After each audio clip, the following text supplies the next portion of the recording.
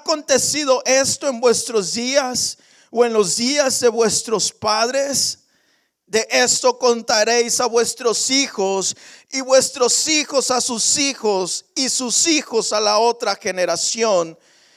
De lo que quedó de la oruga comió el saltón, y lo que quedó del saltón comió el revoltón, y la langosta comió de lo que del revoltón había quedado.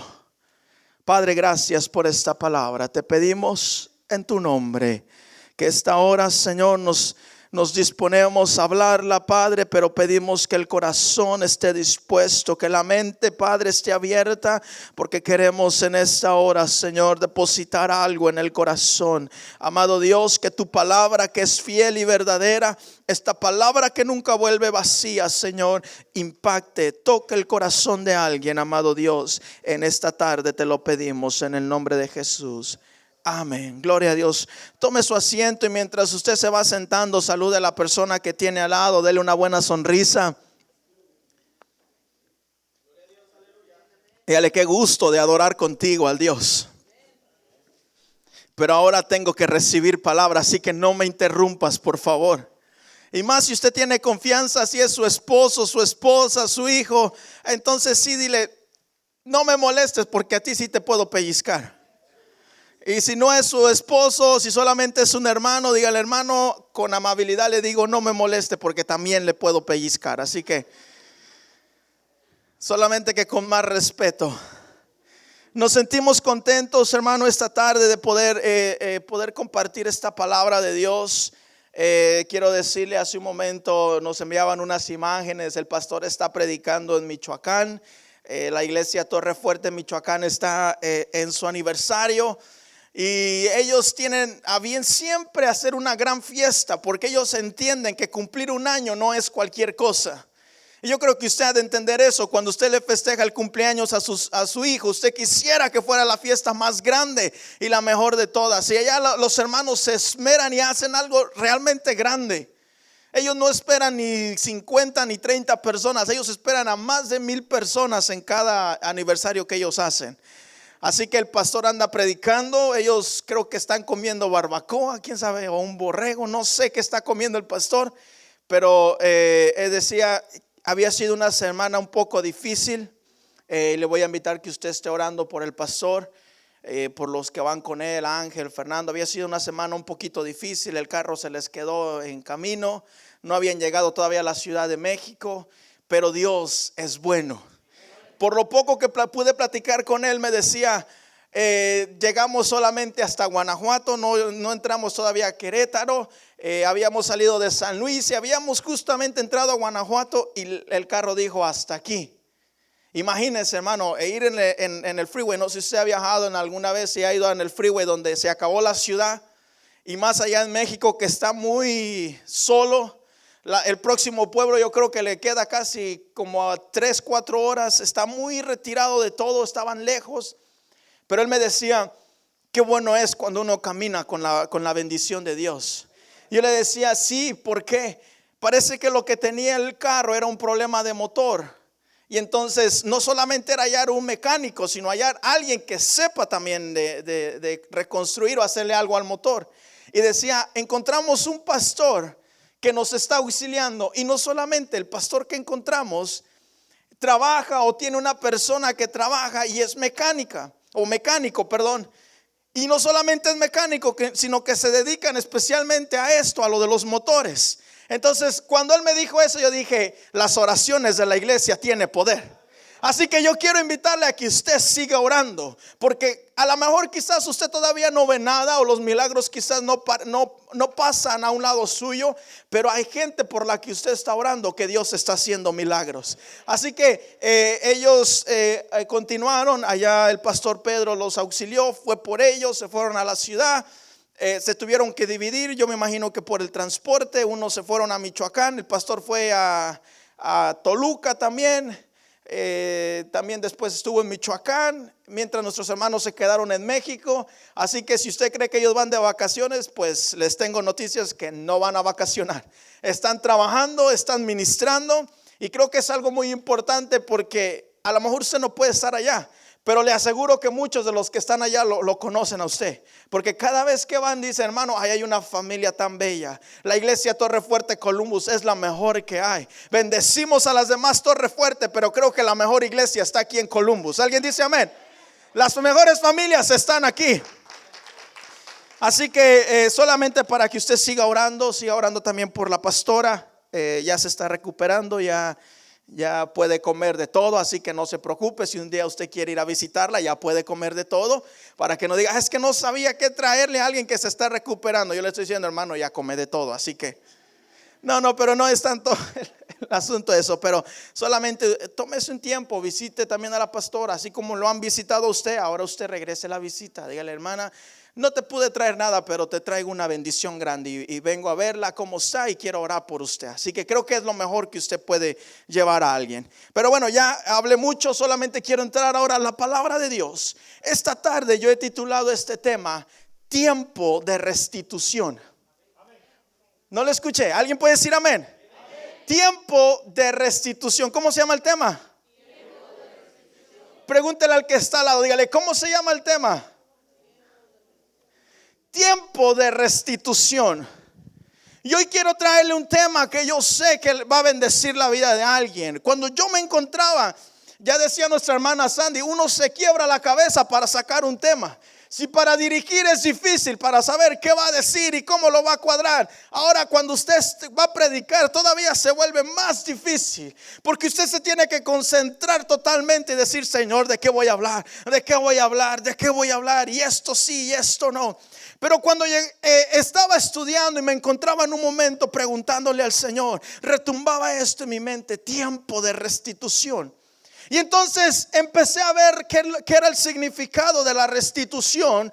Y cuando voy al libro de Joel, hay un claro ejemplo de lo que es la restitución. La Biblia dice que el profeta Joel empezó a narrar o a escribir el libro o la profecía que él escribe del profeta Joel. Cuando usted va, el autor es el profeta Joel, y empieza a escribir y a narrar una de las historias que creo que tienen más impacto en la vida del pueblo de Dios, o en la vida del pueblo de Israel. Dice la palabra de Dios que el pueblo estaba siendo azotado tremendamente en las finanzas, en toda su vida. Dice la palabra de Dios que había llegado una plaga y había consumido todo lo verde, todo el cultivo, el maíz, los árboles, los pastos. Y dice que venía una tras otra plaga. Eran 4 plagas que habían azotado todo el pueblo de Judá. Y la palabra de Dios nos narra, y cuando estamos viendo que Joel está escribiendo eso, se dice que Joel escribió esto en 2 facetas. La primera faceta narra todo acerca del mal que vino al pueblo de Dios. Y se cree que esta palabra que Joel escribe es el cumplimiento de lo que Moisés había hablado anteriormente en el libro de Deuteronomio. Cuando Moisés aconseja al pueblo y le dice, si tú te alejaras de Dios, si tú te vas por otro camino, si tú abandonas a Dios, entonces vendrán estas plagas que pasaron. Y Moisés empieza a dar una historia de lo que quizás pueda venir, y empieza a decir, quizás vendrán estas plagas y atacarán todo lo verde, todos los árboles frondosos quedarán totalmente aniquilados. Y cuando vamos al libro de Joel nos damos cuenta que el pueblo está pasando por una situación difícil, porque no solamente había 3 cosas que estaban marcando en la vida en ese momento del pueblo: que estaban pasando una hambruna, que estaban pasando una sequía, y más aparte andaba un ejército grande alrededor que andaba conquistándolo todo. Y cuando Joel empieza a escribir, a mí me llama la atención porque Joel estaba pasando la misma situación. Joel estaba metido en el pueblo, pero sin embargo empieza a relatar. Y normalmente los libros proféticos se escriben, o las profecías que vienen se relatan en algo que va a acontecer. Pero el libro de Joel está escribiendo algo que está pasando. No es algo que va a venir, sino algo que ya están viviendo. Y el pueblo está metido en una situación tremenda. Dice la palabra de Dios en el libro que estábamos leyendo, le dice, escuchad ahora, ancianos, porque esto les va a quedar en su memoria. Lo que ustedes están pasando y lo que ustedes están aconteciendo será hablado por las generaciones que vienen después. A causa de la maldad del pueblo de Dios, Dios permitió que estas plagas vinieran a atacarlos.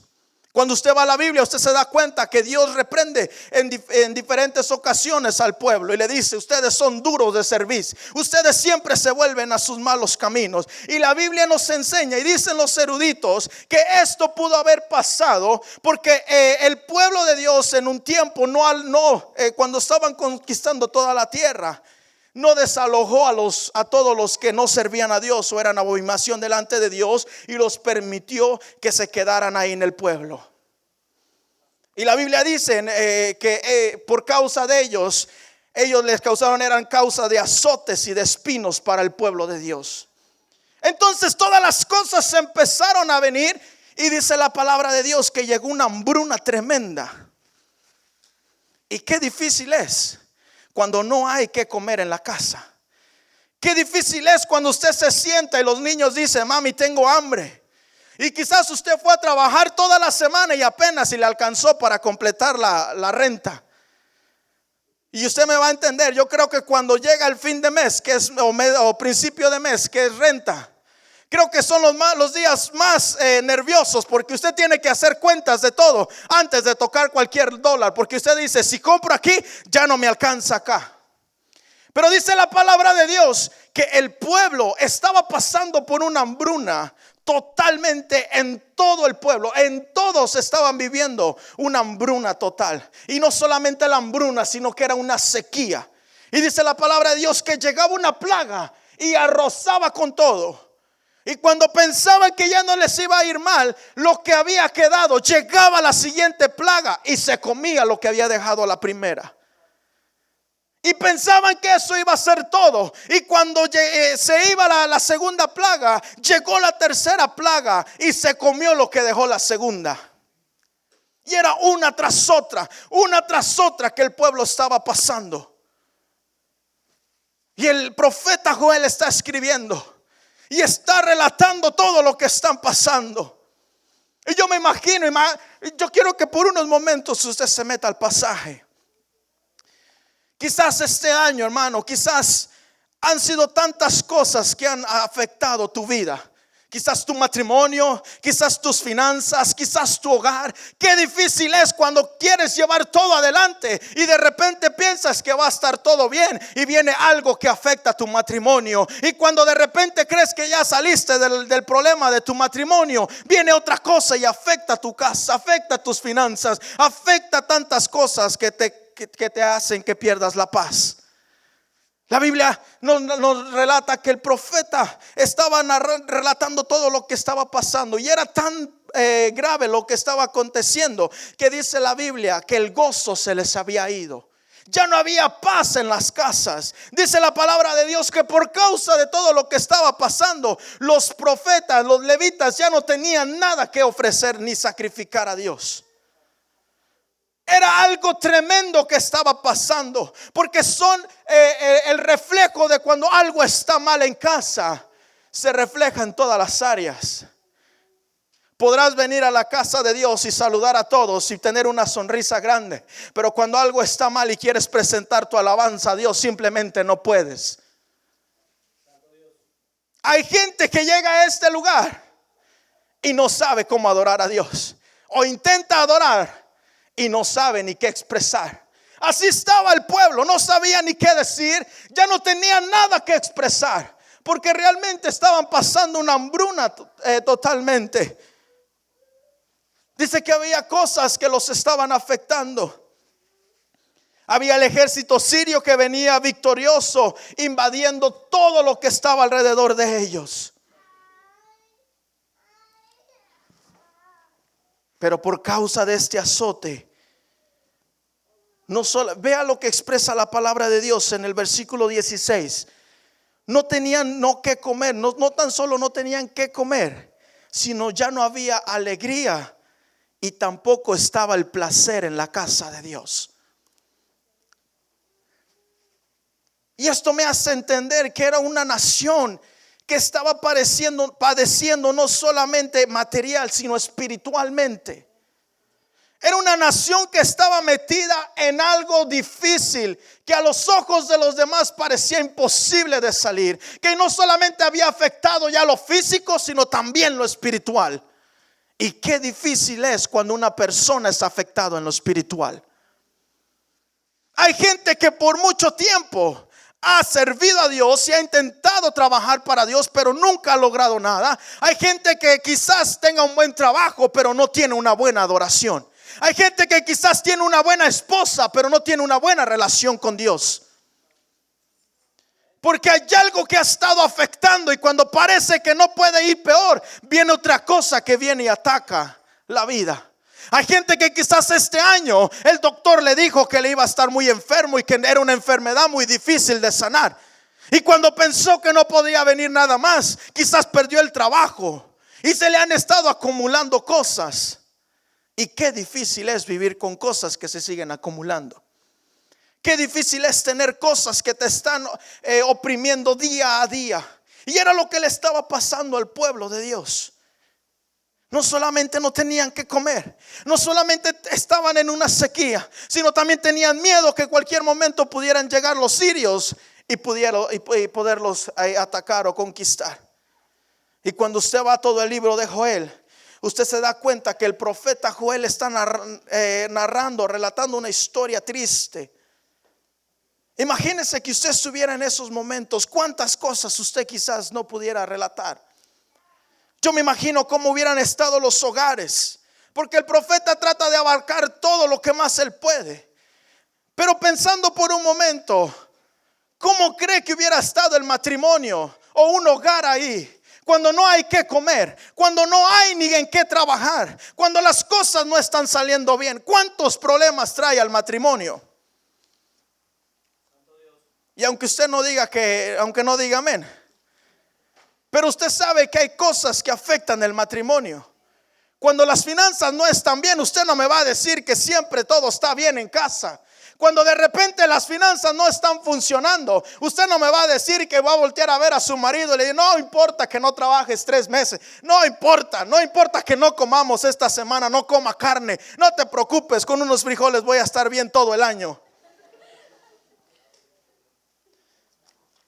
Hay cosas que son reales y aunque usted no las quiera admitir, sabe que eso es un problema. Usted puede estar bien con su marido, pero usted no me puede mentir y no puede decir que si hay un problema con su hijo, su hija, y aunque usted esté bien con su marido, usted no puede decir que usted se acuesta y dice: ay, no importa si este chamaco rebelde se va, tú y yo estamos bien y ya.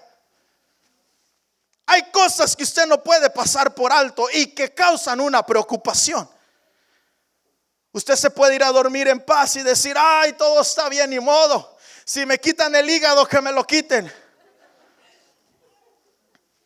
¿Verdad que hay cosas que sí afectan en la casa? Más cuando está faltando el recurso para querer comprar algo, para necesitar algo básico. Ya no diga que usted se va a comprar un vestido, porque si algo son buenas las mujeres, son para gastar. Y todas las mujeres no dicen amén, pero todas agachan la cabeza.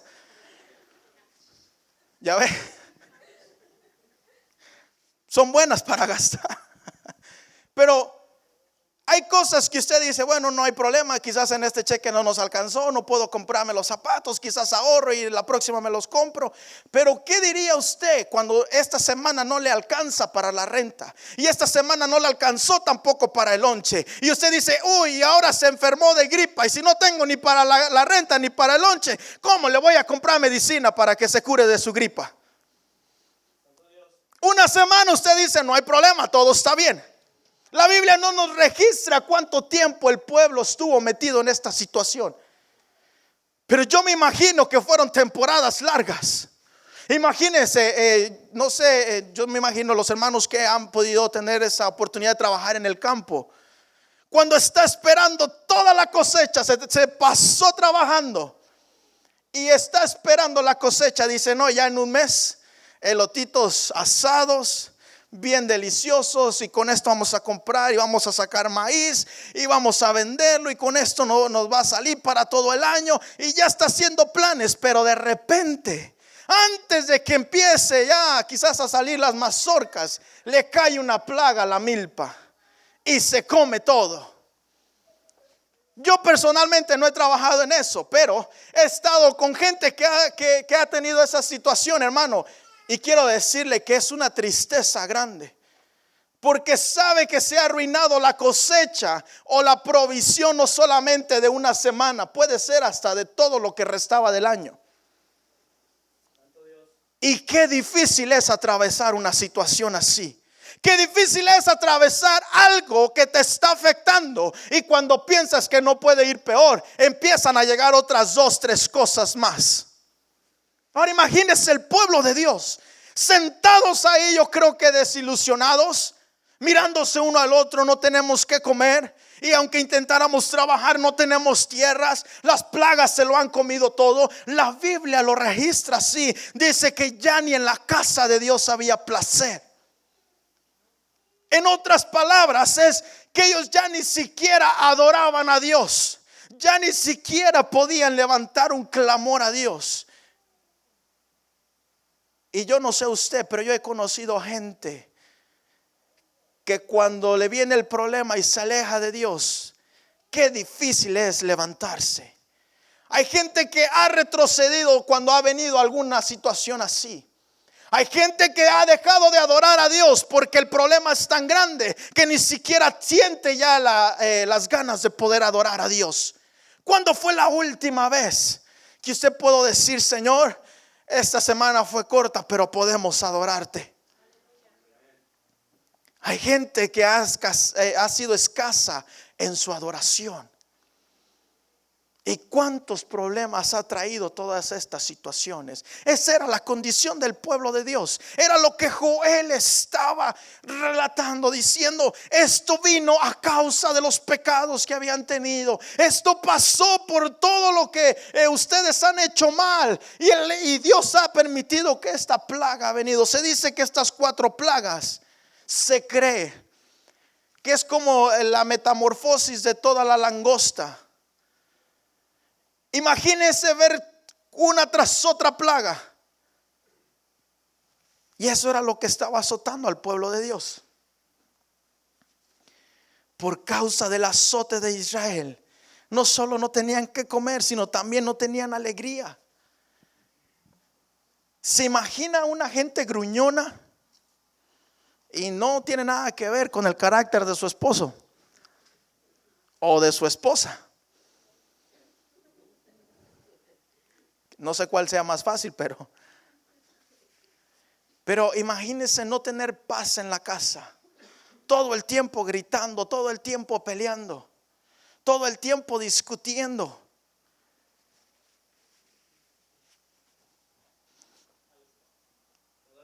Pero eso es de lo que le quiero predicar esta tarde. Tiempo de restitución. Y hay alguien que tiene que entender esta tarde que va a venir un tiempo de restitución. Cuando estábamos viendo y parecía que todo estaba totalmente aniquilado, Jehová se movió a misericordia.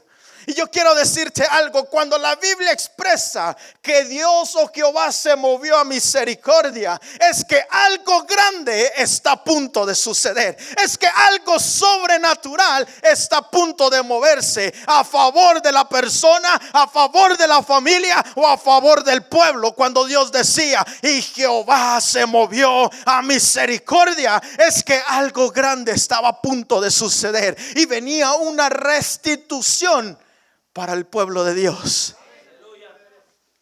Pero en el versículo 2 y 13, la primera cosa, el profeta Joel empieza a escribir y dice: bueno, va a llegar un momento de restitución y Dios va a comenzar a sanar nuestra tierra.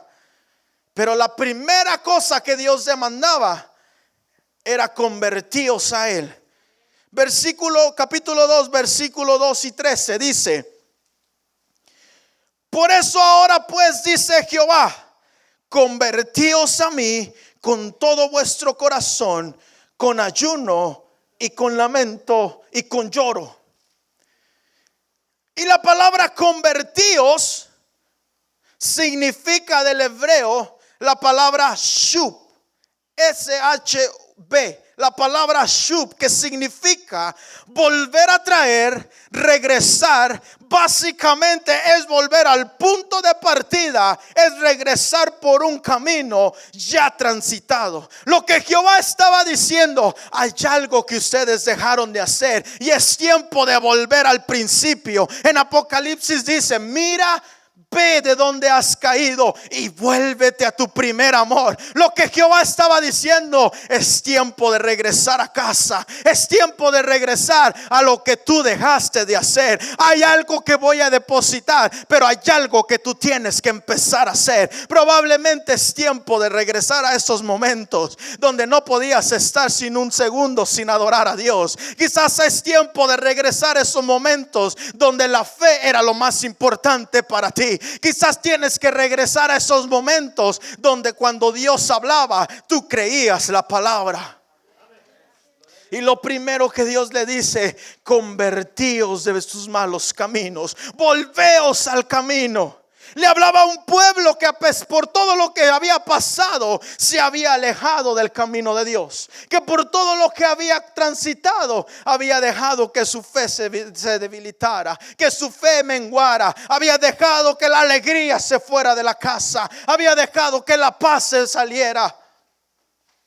Y la primera cosa que Dios le dice: es tiempo de volver a casa. La Biblia dice que el hijo pródigo se fue y mendigó, pero cuando ya no pudo más, lo primero que dijo: me levantaré y una cosa haré, regresaré a la casa de mi padre y él me perdonará. Quiero decirte algo: tenemos un Dios de misericordia, tenemos un Dios de bondad, tenemos un Dios que cualquiera que a él se acerca creyendo, él le puede perdonar, él puede sanar, él puede liberarle. Pero lo primero que él estaba diciendo: es tiempo de volver a casa, es tiempo de regresarte. En el libro de Jeremías se expresa en el capítulo 6 versículo 16: paraos en el camino y mirad y preguntad por las sendas y preguntad por las sendas antiguas, cuál sea buen camino, y andad por él y hallaréis descanso para vuestra alma. En otras palabras, era tiempo de pararse y reconocer lo malo que ellos habían hecho, porque uno de los problemas es que siempre que pasa algo, el culpable siempre es Dios. Se miran todos y casi nadie reconoce la maldad que pasó en eso, y siempre culpamos a Dios de todo. Es que Dios se olvidó de mí, es que esta vez Dios me está probando, es que esta vez Dios quiere meterme aquí, Dios sabe por qué estoy aquí. No, tú también sabes por qué estás ahí. Claro que Dios sabe por qué estás metido en eso, pero tú también sabes que muchas de las cosas son responsabilidades tuyas. Porque a veces decimos: no pasa nada. Ay, si escucho una que otra, no tiene tanto efecto. Lo que Dios mira el corazón solamente, y no le importa el exterior, y no le importa lo que yo haga, y no pasa nada. ¿Cuántas veces usted ha dicho: oh, no importa, poquito no es tan malo? Y cuando está en el problema se olvida de lo que quizás usted hizo. Y lo que la palabra de Dios le dice: primero reconocer lo malo que ustedes han hecho. En otras palabras, es venir delante de él y pedir misericordia. Quiero decirte algo, hermano. La palabra de Dios dice que tenemos un Dios de misericordia, y dice: abogado tenemos para con el Padre. Y el Espíritu Santo está levantando un clamor para que usted y yo cada día seamos perdonados. Quizás la falta fue grande, no importa, tenemos un abogado que puede abogar por usted y por mí, que puede pedir perdón por nosotros. La sangre de Jesucristo, dice la palabra de Dios, que pagó todos nuestros pecados. No importa lo malo que tú hayas hecho, es tiempo de volver a casa y pedir perdón. Quizás si se alejó, quizás en el problema que usted se metió, quizás soltó palabras que no tenía que haber dicho. Y cuando digo eso, hermano, a veces no tiene que ser precisamente que usted quizás dijo maldiciones o groserías. A veces soltamos frases que no tenemos que hablar, porque nuestra boca a veces nos ata a lo que estamos padeciendo. Y el consejo que el profeta Joel daba: es tiempo de volverte.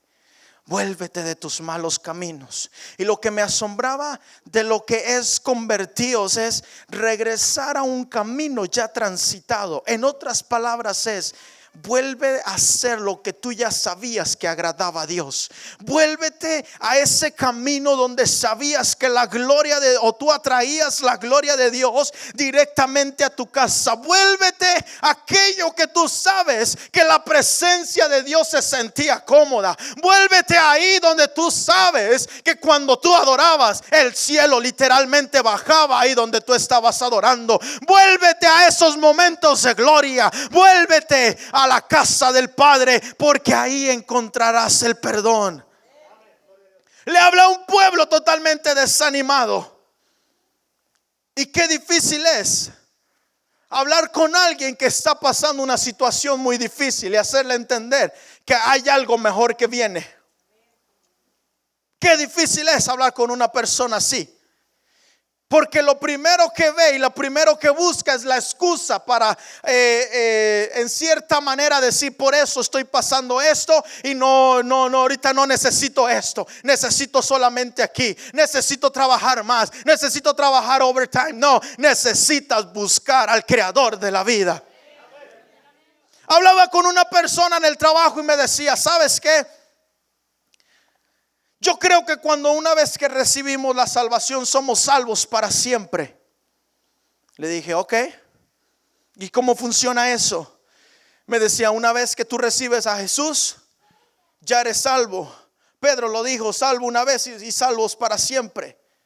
Y él empezaba a relatar varios pasajes bíblicos y decía: ¿sabes? Yo entiendo que la salvación no se pierde. Dije: ok, ¿y cómo funciona eso? Dime.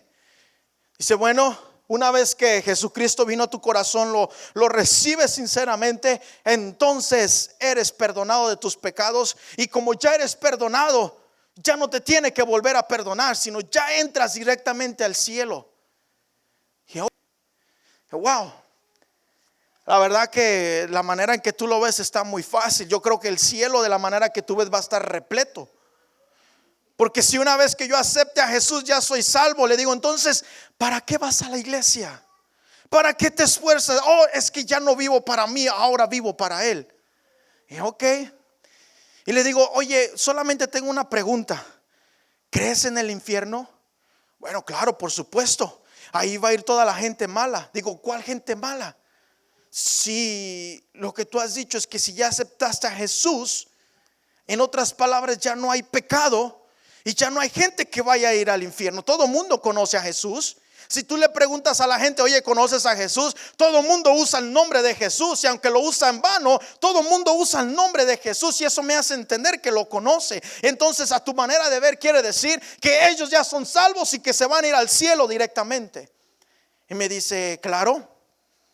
Dice: por ejemplo, algo que yo caería en un pecado es que si yo voy a un bar, porque yo puedo ir al bar, no hay ningún problema. Yo puedo tomar siempre y cuando no me emborrache. Y a ver, espérame, ¿cómo? No, es que ya caer en un exceso, entonces sí ya es pecado. Le dije: entonces puedes poquito, pero no mucho. Me dice: básicamente sí, tú puedes hacer poquito y no hay problema. Pero si ya haces mucho, haces en exceso, entonces ahí es donde está el pecado, porque lo estás haciendo en exceso. Y yo me quedé y me empecé a reír. Le dije: perdóname, no me río de ti, sino de lo que tú dices. Le digo: entonces, porque yo he entendido, la palabra de Dios dice que el santo santifíquese más. ¿Y por qué se va a santificar alguien que ya tiene la entrada al cielo? ¿Por qué entonces la palabra de Dios dice que tenemos que estar apartados del pecado?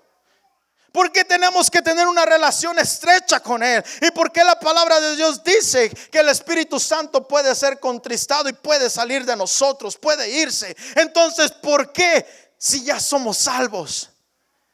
Y su respuesta fue y me dijo: ¿sabes? Tú eres un fanático. Tú crees como los católicos. Y le digo: te reprendo. Me dice: es que ustedes solamente se afanan de lo que ustedes creen, y por eso mucha gente ya no quiere ni buscar a Dios. Le dije: es todo lo contrario.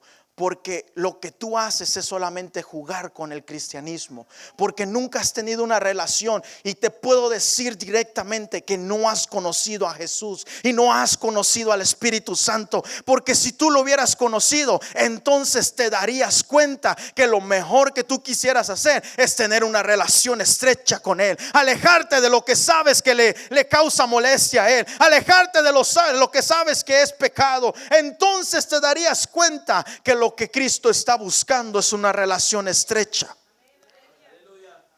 Y lo que muchas veces pasa, hermano, es querer justificar por lo que estamos pasando.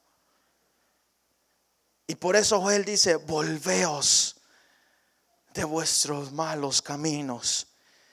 Pero esto es con lo que yo quiero concluir. Viene el tiempo de la restitución. Y yo quiero que usted tenga atento a esto. El significado de restitución del hebreo dice la palabra shalom, que significa reembolsar, remunerar, recompensar, premiar, devolver por completo. Implica la reparación del daño o de la herida. Y lo que el profeta Joel estaba hablando y decía: viene un tiempo de restitución. Probablemente el saltón se lo comió todo, probablemente la oruga pasó duro y te afectó en todo, pero viene el tiempo de la restitución de Dios. Viene el tiempo, y la palabra restitución no solamente es devolverte lo que era tuyo, sino te lo van a devolver añadiéndole una porción más. La Biblia dice que Job pasó un problema difícil, pero cuando llegó el tiempo de la restitución, dice la palabra de Dios que le fue devuelto lo que tenía, pero no en la misma cantidad, le fue devuelta al doble. Oh, yo quiero hablarle a alguien en esta tarde. Probablemente este año el saltón quizás quiso comerse, quizás la oruga pasó por tu casa y quizás causó mucho destrozo y parecía que no había solución para nada. Pero viene el tiempo de la restitución. Viene tiempo en el que Dios va a comenzar a hacer una obra grande. Y en el versículo 25 del capítulo 2, la palabra de Dios empezaba a ser soltada. Y Jehová, hablando a través de la palabra del profeta Joel, decía: y yo os restituiré los años que comió la oruga, el saltón, el revoltón y la langosta, mi gran ejército que envié contra vosotros. Vea lo que viene. Usted tiene que tomar esta promesa: comeréis hasta saciaros y alabaréis el nombre de Jehová vuestro Dios, el cual hizo maravillas con vosotros, y nunca jamás será mi pueblo avergonzado. Y conoceréis que en medio de Israel estoy yo, y yo soy Jehová vuestro Dios, y no hay otro, y mi pueblo nunca jamás será avergonzado. Viene un tiempo de restitución. Viene un tiempo donde Dios va a comenzar a devolverte todo lo que quizás dabas por perdido, y no te lo va a devolver tal como era, te lo va a devolver al doble, quizás al triple. Viene un tiempo de restitución. Quizás gente, es tiempo que va a recibir las finanzas que quizás por años ha estado batallando. Quizás gente, este año, el año pasado fue difícil en la salud, y probablemente el doctor dijo: tendrás esto y te va a tener esta complicación, y vendrá esto y vendrá esto. Pero viene el tiempo de la restitución, donde tus fuerzas van a ser renovadas.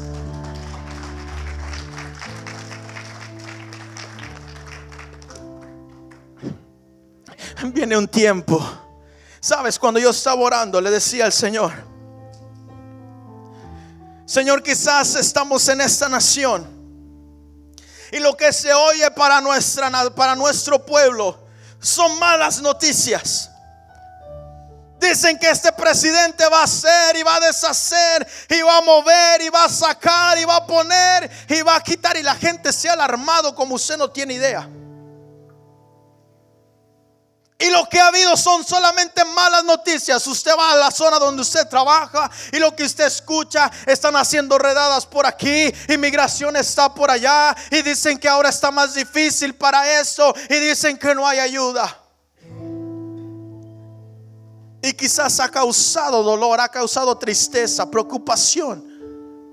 Pero hoy yo le tengo una buena noticia. Ese hombre podrá hablar lo que él quiera, y de cierta manera tenemos que brindarle respeto porque es presidente de esta nación. Y la Biblia dice que Jehová pone a nuestros gobernantes y oramos por él. Pero yo quiero decirle una cosa: ese hombre podrá decir mucho, pero él solamente va a poder hacer lo que Dios permita hacer. Y yo tengo una buena noticia para usted esta tarde. Viene un tiempo de restitución para tu vida. Viene un tiempo de restitución para los tuyos. Viene un tiempo donde la gloria de Dios te visitará a ti y a los que vienen después de ti. ¿Por qué no se pone de pie un momento, por favor? Yo siento la gloria de Dios en la casa. Yo siento la gloria de Dios en la casa, ¿sabe? Hay gente que por mucho tiempo ha estado pasando quizás por enfermedades que lo han estado entristeciendo, que lo han estado debilitando. Quizás tu matrimonio ha sido atacado. Hay gente que quizás se recuerda hace 5 años cuando decía: el matrimonio que yo tenía era de lo mejor, siempre había paz. Y parece que ha venido empeorando. Parece que la familia ha empezado a dividirse. Parece que la enfermedad ha empezado a ganar territorio. Parece que tus anhelos se han esfumado. La Biblia dice que los levitas ya no tenían nada que sacrificar. Lo que esto a mí me dice que estaban pasando por una circunstancia muy difícil. En otras palabras, el gozo se había ido, la paz se había ido, no había anhelos, no había esperanza. Pero llegó la palabra de Dios. Llegó la palabra de Dios. Viene el tiempo de la restitución, el tiempo donde todo te será devuelto. La palabra de Dios dice que cuando este rey estaba ya a punto de ser conquistado, ya no sabían qué hacer. Y por la noche Jehová se movió a misericordia e hizo que el pueblo saliera huyendo. Y dice que cuando subieron al campamento no había nadie, y les tomó 3 días para recoger todos los tesoros y la recompensa. Viene un tiempo de restitución donde cosas van a ser añadidas. ¿Por qué no cierras tus ojos por unos momentos? ¿Por qué no levantas sus manos por unos momentos?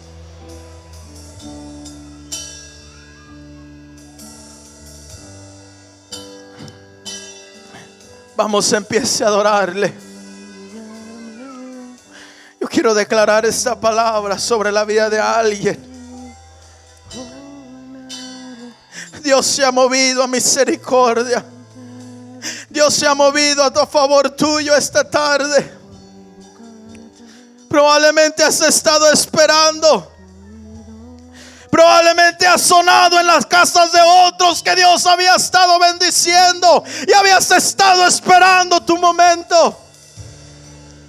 Viene el tiempo de la restitución.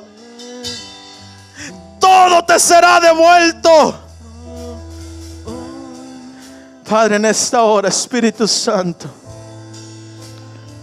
hay una presencia en este lugar. Si usted quiere y usted tiene a bien y quiere que esta tarde oremos, vamos a orar.